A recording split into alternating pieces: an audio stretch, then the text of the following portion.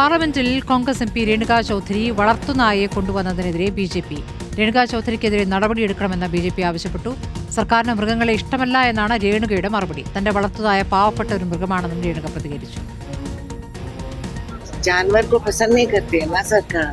गूंगा जानवर काटने वाला कुत्ता दिखा के इतनी सी तो है, काटने वाले और है पार्लियामेंट में, कुत्ते नहीं. कौन सी सिक्योरिटी कंसर्न है? बना तो पास उसका. നോബൽ മാരിക്കാരൻ വിവരങ്ങളുമായി. നോബൽ, വിവാദമാകാവുന്ന ഒരു പ്രതികരണമാണ് രേണുക ചൗധരി നടത്തിയിരിക്കുന്നത്. കടിക്കുന്നവർ വേറെ പാർലമെന്റിനകത്തുണ്ട് എന്നാണ് പറഞ്ഞത്. എപ്പോഴാണ് പാർലമെന്റിനകത്തേക്ക് വളർത്തുനായുമായി ഇവരെത്തിയത്?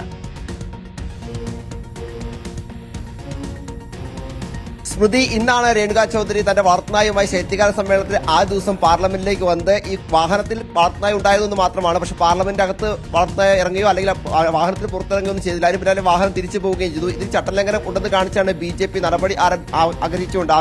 നടപടി ആവശ്യപ്പെട്ടുകൊണ്ട് രംഗത്തേക്ക് വരികയും ചെയ്ത്. അതിനു പിന്നാലെ രേണുക ചൗധരി എന്നാലും വ്യക്തമാകുന്നു, തന്റെ നായ ആരെയും കടിക്കില്ല, പാർലമെന്റ് അകത്ത് ഉള്ളവരാണ് കടിക്കുന്നത് എന്നാണ് ഇപ്പോൾ ഇതിൽ അവർ പ്രതികരണം നടത്തുകയും ചെയ്തിരിക്കുന്നത്. വളർത്തുമൃഗങ്ങളെ ബി.ജെ.പിക്ക് ഇഷ്ടമല്ല എന്നുകൂടി അവർ പ്രതികരണം എന്താണെങ്കിലും നടത്തിയിരിക്കുന്നു.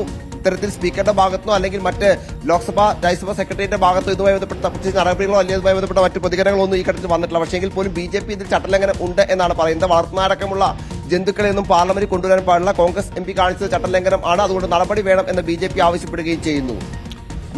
ശരി, രേണുക ചൗധരി കാറിൽ വന്നപ്പോൾ കാറിൽ നായ ഉണ്ടായിരുന്നു എന്ന് മാത്രമാണ്, പുറത്തേക്ക് പോലും എടുത്തിട്ടില്ല. പക്ഷേ അത് ചട്ടലംഘനമാണ് എന്നാണ് ബി.ജെ.പി. പറയുന്നത്. അതിന്മേലാണ് രൂക്ഷ പ്രതികരണം രേണുക ചൗധരി നടത്തിയിരിക്കുന്നത്.